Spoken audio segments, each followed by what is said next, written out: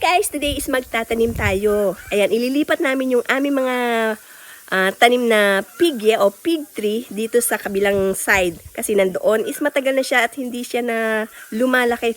So naisipan ko na dito naman namin itanim.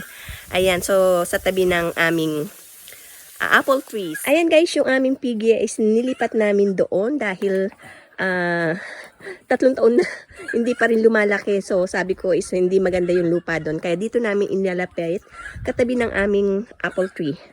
So ayan. Isa guys, yung napakaliit niya. Akala ko is hindi na siya mabubuhay. 3 taon na rin siya pero hindi rin siya lumalaki.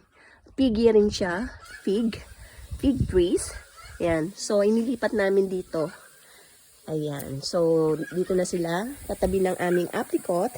And then ng ayan. So dito sila sa kabilang sulok. So ayan, dinidiligan na ng aking husband at nailipat niya na. Ayan. Bravo mo na, Moore!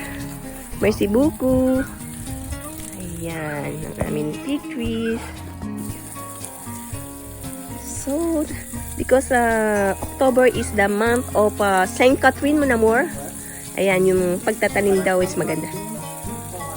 Ayan. Ala Saint Catherine. To from Racine. Ayan guys, dito namin nakatanim dati yung aming fig trees. Saka doon yung maliit. So, inilipat na namin dun sa kabilang side.